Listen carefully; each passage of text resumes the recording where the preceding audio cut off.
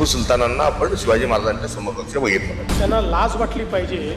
टिपू सुलतान सारख्या नराधमाची तुलना छत्रपती शिवरायांशी करण्याचं जे त्यांनी काम केलेलं आहे अतिशय निंदनीय आहे. काँग्रेसच्या हर्षवर्धन सपकाळांनी टिपू सुलतानची तुलना देशाचे आराध्य दैवत असलेल्या छत्रपती शिवाजी महाराजांशी केली आहे. छत्रपती शिवाजी महाराजांचा अपमान करण्याची काँग्रेसची फार जुनी खोड आहे. काँग्रेसच्या नेहरूंनी सुद्धा त्यांच्या डिस्कव्हरी ऑफ इंडिया पुस्तकाच्या पहिल्या आवृत्तीत महाराजांना लुटारू संबोधलं होतं, तर अफजल खानाच्या वधाबाबत हळहळ व्यक्त केली होती. काँग्रेस शासित राज्यांमध्ये आधीही छत्रपती शिवरायांचे पुतळे रातोरात काढण्यात आले.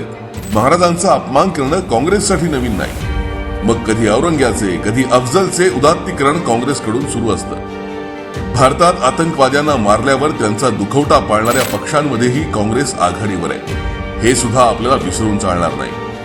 काँग्रेस पक्ष आणि काँग्रेसी नेते 7 दशकांहून अधिक काळ देशात मुघली बीजे रुजवण्याचा प्रयत्न करतायत. त्यामुळेच त्यांच्या सत्ता काळात त्यांनी देशाच्या खऱ्या महानायकांना कधी पाठ्यपुस्तकात नीटचं स्थानही दिलं नाही. टिपू सुलताननं हिंदूंच्या केलेल्या निर्घृण हत्या, हिंदूंचं जबरदस्तीनं केलेलं धर्मांतरण काँग्रेसच्या हर्षवर्धन सपकाळांना माहीत नसेल का?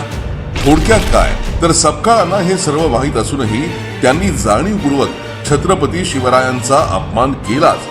त्यासोबत त्यांनी महाराष्ट्रात टिपू सुलतानच्या रूपानं एक विकृती रुजवण्याचा सुद्धा प्रयत्न केलाय.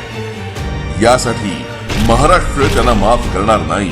टिपूचं वैचारिक वारसदार असलेल्या सपकाळांनी एक लक्षात ठेवायला हवं की मी म्हणणाऱ्या औरंगजेबाला मराठ्यांनी इथेच महाराष्ट्रात गाडलंय. त्यामुळे सपकाळांनी कितीही प्रयत्न केले तरी टिपूच्या उदात्तीकरणाचं बीज या मातीत रुजणार नाही.